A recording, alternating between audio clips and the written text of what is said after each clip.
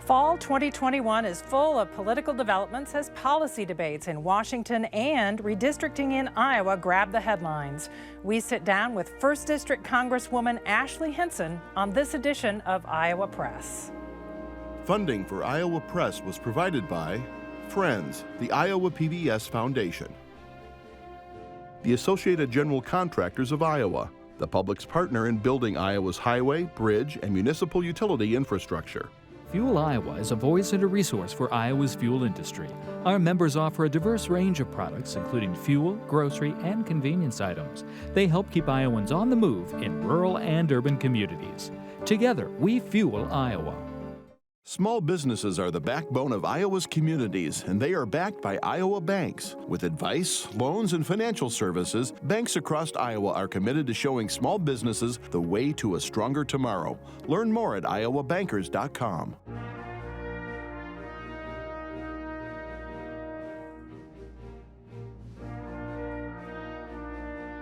For decades, Iowa Press has brought you political leaders and newsmakers from across Iowa and beyond, celebrating 50 years of broadcast excellence on statewide Iowa PBS. This is the Friday, September 17 edition of Iowa Press. Here is Kay Henderson. Ashley Hinson, a Republican from Marion, was a television journalist before she served 2 terms in the Iowa House. Last November, she was elected to the United States House of Representatives. Key votes are ahead this fall in the House, and she's here to talk about her work. Congresswoman Hinson, welcome to Iowa Press. Thanks for having me. It's good to be on your first show. Okay, congratulations. Thanks for saying that. And thanks for being here. Also joining us today, Clay Masters from Iowa Public Radio and James Q. Lynch of the Cedar Rapids Gazette. Representative Hinson, the state released its first redistricting plan this week. It would mean quite a change for you. Only 2 of the districts that you currently represent are in the new 1st District that includes Lynn County and Marion, where you live. Are all options on the table for your future? All options, including moving into the district that most of those counties you represent? Well, I think the number one thing I would say is I'm focused on the 20 counties that I do represent right now, and I think that's evident by the work I've been doing in the district this week. Just wrapped up my 3rd 20-county tour, so I've been in all 20 counties in the district 3 times since I took office. But I'm interested in serving my district, not drawing my district, and the state legislators are going to do their job, and I'm going to continue to do mine, and I'm not focused on any of these hypotheticals right now. I'm focused on getting out and hearing from Iowans. Are you whispering in those legislators' ears about what you would like to see? No, I'm focused again on doing my job, and again, they have their job to do, and they're meeting and they're talking. I can tell you what I'm focused on is hearing from Iowans, and again, 3 town halls this week. The number one issue I've heard about is taxing and spending. We're hearing from farmers, we're hearing from small business owners about workforce challenges, and that's what I'm focused on right now. Let's get to some policy issues. The bipartisan infrastructure bill, Senator Grassley, a Republican, voted for it. Senator Ernst, also a Republican, voted against it. Where do you come down on the bipartisan infrastructure bill? Yeah. I think based on my conversations with Iowans want targeted infrastructure spending, and I want to make sure that whatever bill comes forward on infrastructure really respects taxpayers in the long term and also meets that need of targeted infrastructure. And the way I see the bill as it's written right now, it's more than 2,000 pages long. I don't think there's enough in there for actual roads and bridges, which we know is crucial to Iowa. I served as transportation chair here in the Iowa House before I got to Congress, and I understand how crucial that need is, but we need to make sure we're being targeted in that spending. So that's what I've been advocating for. I think you've seen that in the community project funding requests I've put in from our office for targeted infrastructure for various projects throughout the district, targeted infrastructure investment in our lock and dam system. I helped secure money for lock and dam 10 in Guttenberg to get new miter doors. So that's really my focus as far as infrastructure is considered. I want to make sure it's targeted, not bloated, especially in a time when we are seeing record inflation, record spending. The spending spigot has been turned on in Washington, and I'm very conscious of that. I just want to be clear. You are not in favor of the bill that Chuck Grassley voted for in the Senate. As it stands right now, again, more than 2,700 pages long, I don't think it does enough for roads and bridges in Iowa, and so that's why I'm not planning to support it at this time, but we'll see what happens on the floor. There's a separate bill that House Democrats are drafting that at present is estimated to be about $3.5 trillion. Yeah. Would you vote for some other level of infrastructure spending if that bill is changed? Well, the $3.5 trillion spending package is the wrong spending at the wrong time, and it is the biggest dive towards socialism that we've seen in this country. It really is changing fundamentally the role of government. So that bill for me is a non-starter. You don't, and Speaker Pelosi did this. She set an artificial date target this week. She set an artificial spending target of $3.5 trillion, and then said to all the committees, go ahead and figure out how to spend this money. I think that's reckless and irresponsible. So I think we need to come back to center, hit pause on all of this spending. We know at the end of July there was already $1 trillion documented that hadn't been spent from all of the other previous spending packages. So until we get a proper accounting of that and a proper understanding of what the inflation situation is in our country, I think this is the wrong spending at the wrong time with the wrong policy. So what is socialism in that package? The universal preschool, the child care infrastructure? Unlimited drawdowns from the Treasury for community college, and they're portraying it, and we've seen Bernie Sanders in Iowa talking about it. Bernie Sanders is a socialist, and he is not hidden on that, and I think it's very clear in the policy that he's projected that that's what they want. Unlimited taxpayer spending on community college, a drastic expansion of Medicare policy, and they don't have ways to pay for that. And you've seen a lot of the infighting happening in the Democrat Party right now because they understand fundamentally these policies are unsustainable in the long term, and that's where the criticism has come. And to be clear, because there may be some people who are on Medicare who watch this program, you're talking about, I think, dental care, glasses, hearing aids. That's not something you think Medicare should cover. Well, right now, we need to be focusing on the sustainability of the program as it stands right now to make sure seniors have the benefits that they can count on. What I think we need to be focusing on in these discussions about pharmaceuticals, for instance, we talk a lot about lowering drug prices and how we can actually do that. I think the number one thing we can do is move policies like H.R. 19 forward, which focuses on innovation, so it doesn't stifle innovation for new development of drugs and new treatments, but it also does provide transparency for our pharmaceutical companies, which I think everybody understands. That's where the true battle is, right, in lowering prices for consumers. So that's what I want to see us move toward, is forcing some more transparency. Let's find out what they're spending on advertising. Let's put some caps on Part D out-of-pocket costs, because that helps us control the variable that everybody's most concerned about, which is how much money am I going to be spending on my prescription drugs this month? And I think that's where the conversation should be going. Congresswoman, you talked about targeted spending, and you mentioned your community project funding, what people often refer to as earmarks. What's the status? You requested about $26 million in earmarks. What's the status of those projects? Are they going to get funded? And is that something you'll actually vote for? Yeah. So I was able to get all 10 that I submitted for the district, all 20 counties, but I submitted 10, included in our appropriations bills, which I think is a big win for Iowa. I would spotlight a couple of those, specifically in Lynn County, the Tower Terrace Road project. We had a pretty strict criteria for the projects that we wanted to submit. I obviously want to make sure as many Iowa tax dollars come back to Iowa as possible. So I wanted to see big community buy-in, a lot of community support, and a lot of community need. So the fact that we got those in the appropriations bills was a great win, and we have a lot of work to do to make sure that those are the bills that come to the floor.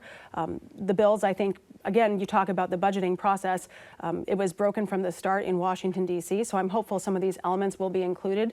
But ultimately, again, when we go back to the budget proposal from the Biden administration, I had a chance to question the acting director of Office of Management and Budget. Specifically, did you actually account for inflation in any of these budget proposals? And they did not. So that's, I think, the biggest concern for me. I'll continue to advocate for those projects because I think that they're important for the district. And that's my job, again, to make sure that money that's going to be spent, as much of that comes back to Iowa. There's been money coming into families' homes through the child care tax credit. Parents of children been helping out with bills at an uncertain time with the pandemic ongoing. Would you vote to extend the child care tax credit? Well, and it's interesting, that came up actually at my town hall yesterday. I think that the process that went through to go out, I'm supportive of the tax credit, but the process that went through to go out and checks, I think, was flawed. And in fact, we actually had a lady yesterday say, She had been trying to figure out how to return her child care tax credit. They want it as an actual tax credit next year. It was easier, she said, for her to try to get free money for her freshman in college than it was to return money to the government. So that's a big concern for me, and literally heard that at my town hall and walk-on yesterday from a constituent. So I think we need to be focused on policies that work to support working families. I'm a mom to a 10 and 8-year-old myself, so I understand that. But even I'm getting that check in the mail, and I think that it was the wrong policy in terms of how it was the mechanism for delivering that. One other fiscal policy that faces Congress, will you vote to raise the debt limit? I think, unfortunately, what we're seeing is our credit cards in this country are maxed out, our bill is due, and Democrats want to spend every single penny that is stuck in the couch cushions right now. So unfortunately, they seem to be rolling full steam ahead with $3.5 trillion in spending on top of $1.9 trillion on top of, I mean, it's just adding up exponentially. So I don't think the move forward has been responsible. And as we look at that looming crisis, they're responsible for all this spending if they want to continue to push forward with a $3.5 trillion spending package. So is that no? That's a no. Moving on, this past week, you criticized President Biden's vaccine mandate. Mm-hmm. Are you against all vaccine mandates or just the COVID mandate? Because there are mandates, for instance, for U.S. service members. They have to get a whole host of vaccines to be in the military. Yeah, and I think, what I would say about vaccines, I was very public about how I went and got the COVID vaccine. I got both shots in April, posted all out about it because I believe that getting our society back to normal is what we need, back to work, back to health, back to normal. And so I've been encouraging people to get their vaccine. So pro-vaccine, pro-privacy, and I'm against mandates like this. That's not to say I don't think vaccines are safe and effective. I know I've vaccinated my children for a number of things, and I believe in vaccines, but in this case, I don't think it was the right move, especially at a time when our employers are already struggling. I've heard a lot about this at my town halls this week, and my office actually, I would say last Thursday into Friday, we received probably more calls on this issue than almost any other issue we've had in the first 9 months in office. So it's something people feel very passionately about. And what I've been talking to my constituents about is I believe it should be your choice to get vaccinated with the COVID-19 vaccine. We are seeing more of them get FDA approved. And if we get the approval for children, for example, my kids will be getting it. So that's the story I'm out there telling. But I think that was a gross overstep by the administration. Do you have any concerns about the administration and the FDA moving forward with a booster? Well, I think, when you look at some of the competing viewpoints on that, maybe it's too soon. I mean, we're learning a lot about this virus. It seems like every month there's new information and new data. So I would just encourage the CDC to take pause of all that. There's already a lot of hesitancy in this country anyway, and we need to go back to basics. Let's focus on, making sure that our communication is coherent on all of these things. That's another piece of feedback I've gotten at a lot of my town halls. The trust in the CDC has been eroded, and so I think we need to get back to basics there. You've been very critical of the Biden administration's handling of border security. You went down there and observed it firsthand. If Republicans gain control of the House in 2022, will they pass immigration reform, and what will that look like? Well, I certainly hope so, because ultimately we have a situation at the border that is a direct result of President Biden's policies. You saw on January that policy change and the surge at the border continue. We just got the numbers for August. It's the third straight month where we've had over 200,000 illegal immigrants crossing our country. So I think the solution needs to be twofold. I think we need to go back to policies that worked to secure our border first and foremost, because this is a safety and security issue for Iowa families and American families. We need to build the wall. We need to have Title 42 be permanent. This is something that Customs and Border Patrol agents on the ground were asking us for. It allows quicker processing of migrants to be returned, single men to return to Mexico. And then I think as we're having that conversation about immigration, I hope we have a serious conversation about how to incentivize legal immigration and disincentivize illegal immigration.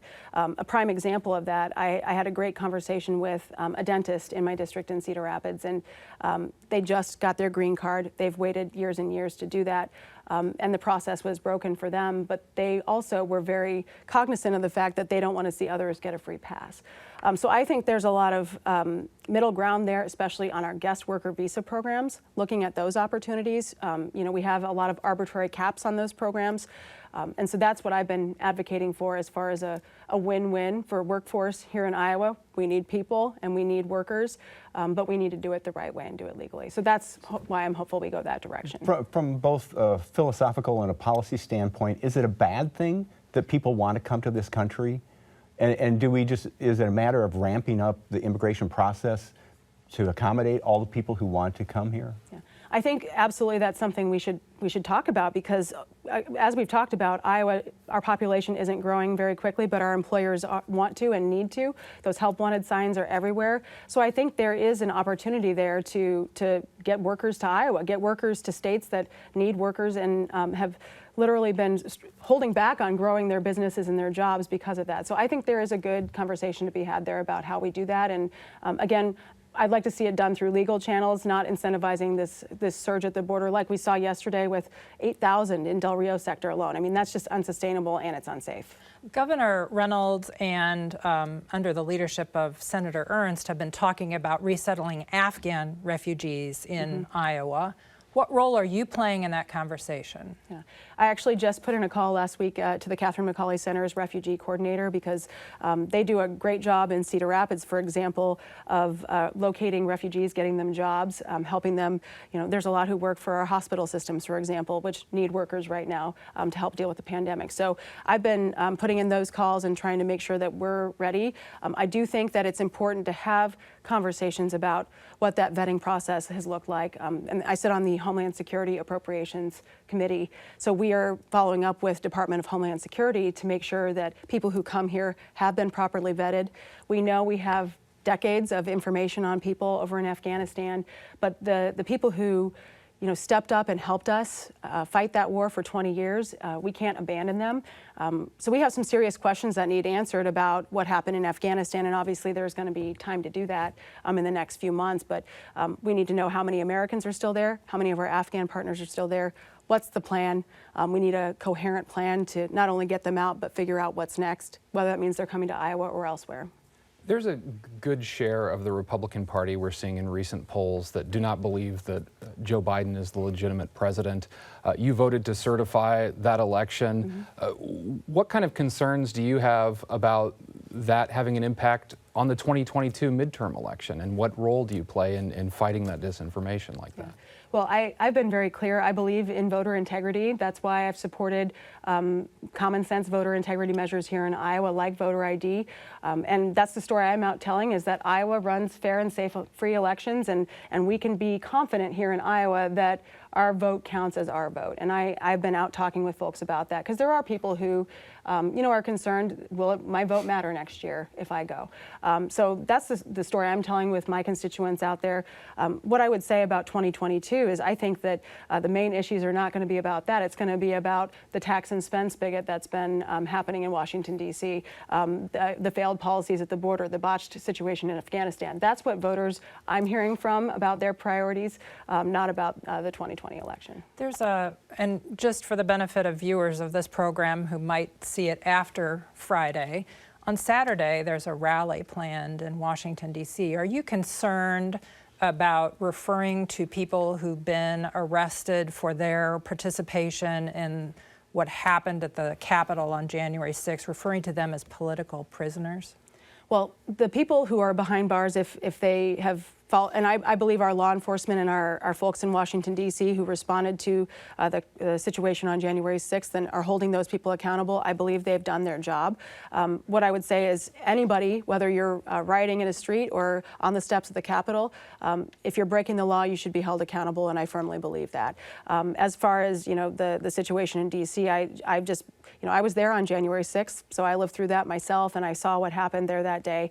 And I just hope that, I never would condone violence on either side, no matter if it's the right or the left. And I think that's a stand we need to be very clear about in this country. Why did you vote against the January 6th commission? Yeah. So actually, in January, we had a group of us that supported a bipartisan commission. Nancy Pelosi blocked it from coming to the floor back in January. We tried to bring it to the floor, and she, as Speaker, blocked it. So in the meantime, though, what we've seen is Department of Justice, Capitol Police, U.S. Secret Service, all of these agencies move forward with their investigations, and they continue to, make sure that people are being held accountable for their actions.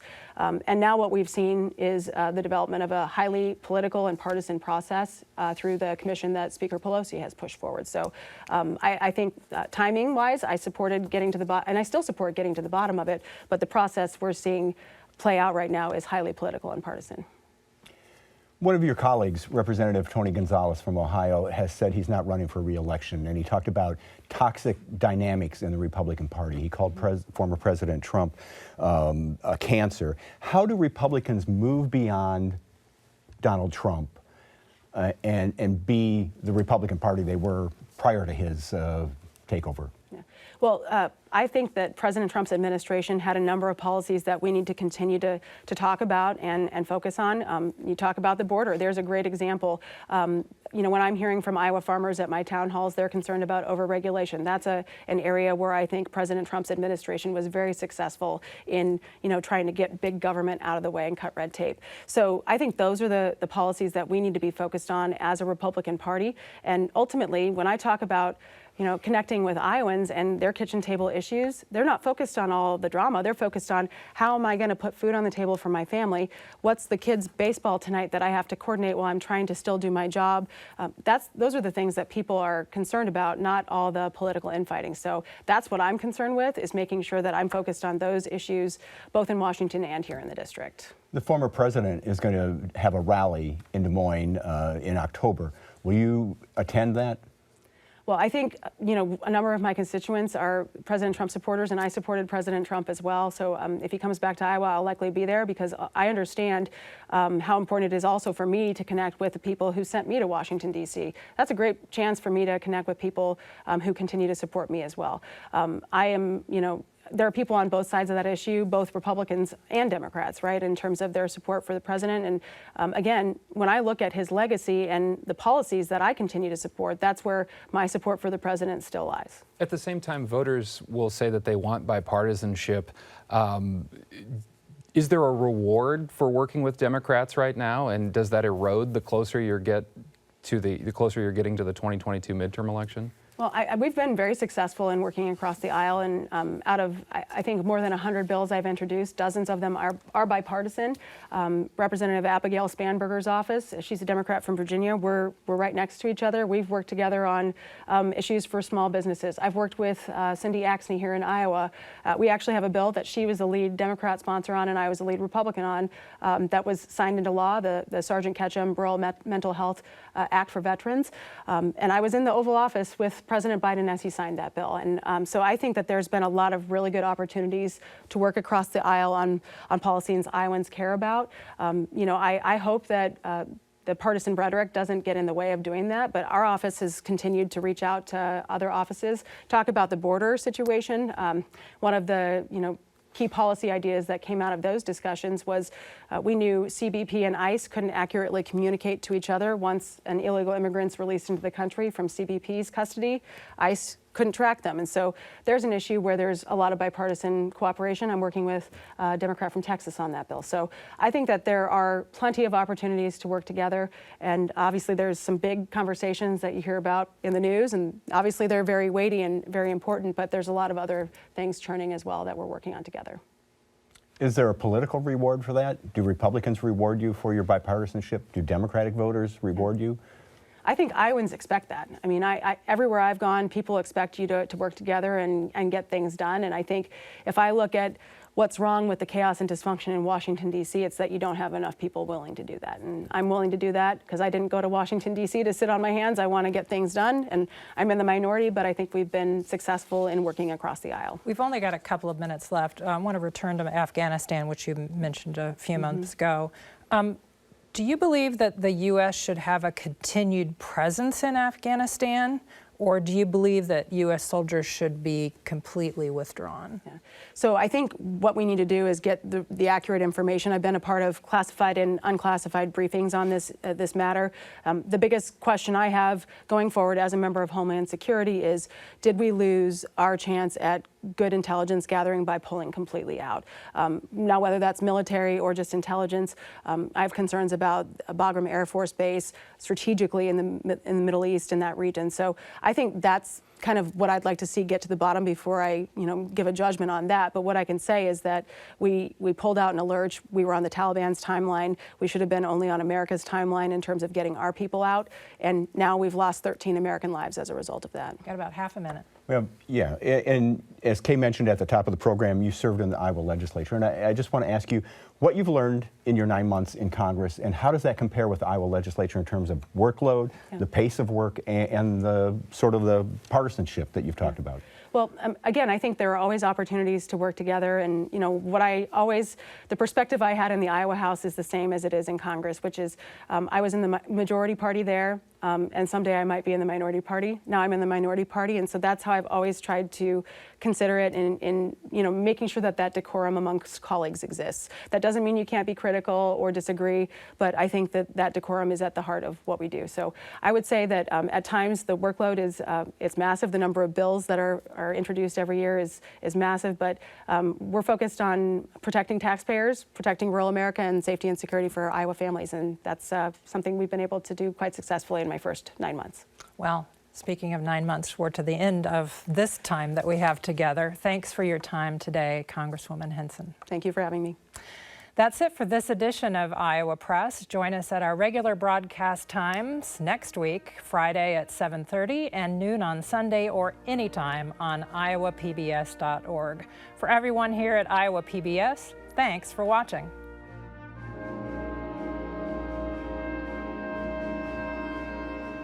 Funding for Iowa Press was provided by Friends, the Iowa PBS Foundation, the Associated General Contractors of Iowa, the public's partner in building Iowa's highway, bridge, and municipal utility infrastructure. Fuel Iowa is a voice and a resource for Iowa's fuel industry. Our members offer a diverse range of products, including fuel, grocery, and convenience items. They help keep Iowans on the move in rural and urban communities. Together, we fuel Iowa. Small businesses are the backbone of Iowa's communities, and they are backed by Iowa banks. With advice, loans, and financial services, banks across Iowa are committed to showing small businesses the way to a stronger tomorrow. Learn more at iowabankers.com.